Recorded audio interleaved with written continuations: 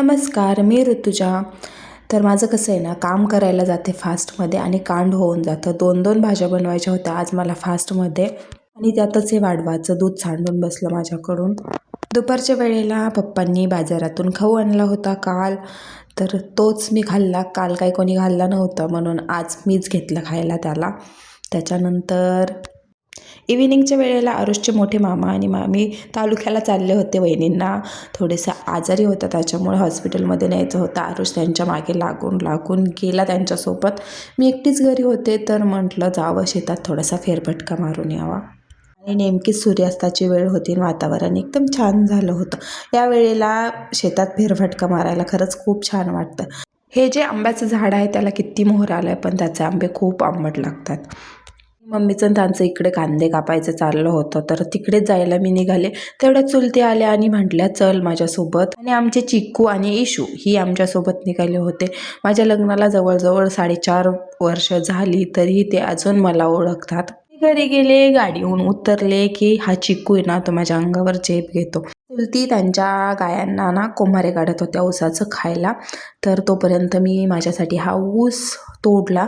अवधूत चिंतनम श्री गुरुदेव दत्त.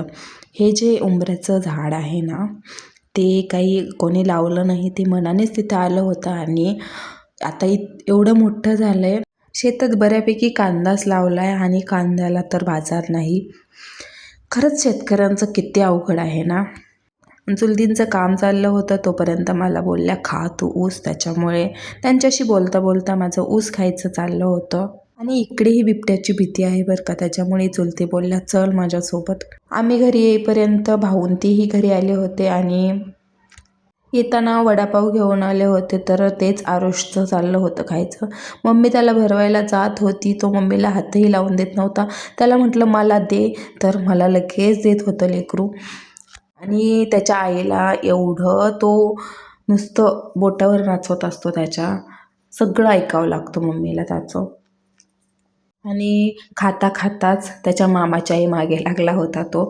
त्याच्या मामाला जायचं होतं बाहेर आणि तो त्याच्या मागे लागला होता, तर त्याला असं चुकवून त्याचा मामा गेला बाहेर. तर एवढा रागावला होता ना आरुष. त्याला कोणाला घराच्या बाहेर जायचं त्यांना असंच जावं लागतं, त्याला चुकून, नाही तर तो त्यांच्या मागे लागतो. झोपायच्या वेळेला मम्मीकडून छान अशी मालिश करून घेतली आणि खरंच खूप भारी झोप आली बरं का मला. एवढी भारी मम्मीने मालिश करून दिली होती. चला तर मग इथेच आपला आजचा व्लॉग एंड करूयात. आपले व्लॉग पाहायला आवडत असतील तर आपल्या चॅनलला सबस्क्राईब करा. भेटूयात अशाच एका नवीन व्लॉगसोबत. तोपर्यंत काळजी घ्या.